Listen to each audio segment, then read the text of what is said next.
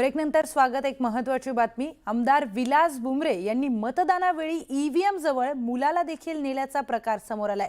इतकंच नव्हे तर मुलाच्या बोटाला शाही सुद्धा लावून घेतली। छत्रपती संभाजीनगरच्या पाचोड मतदान केंद्रावर हा सगळा प्रकार घडलाय। यावेळी बुमरे यांच्या मुलाने ईव्हीएमचं बटनही दाबलंय। तर पाचोड मतदारसंघातून अतिशय धक्कादायक हा सगळा प्रकार समोर आलाय। व्हिडिओच्या माध्यमातून हा सगळा प्रकार समोर आलाय। आमदार विलास बुमरे यांनी मतदानाच्या वेळी ईव्हीएम जवळ स्वतःच्या मुलाला देखील नेला आणि मुलाच्या बोटाला शाही सुद्धा लावून घेतली। छत्रपती संभाजीनगरच्या पाचोड मतदान केंद्रावर हा सगळा प्रकार घडलाय। यामुळे वाद निर्माण होण्याची शक्यता आहे। तर परभणी जिल्ह्यातील राणी सावरगाव येथे मतदान केंद्रावर गोंधळाचा प्रकार घडला आहे। गावातील महंताने आधार कार्ड आणि मतदान ओळखपत्र असूनही मतदान करू दिले नाही असा आरोप केलाय। या प्रकारामुळे मतदान केंद्रावर काही काळ तणावाची परिस्थिती निर्माण झालेली।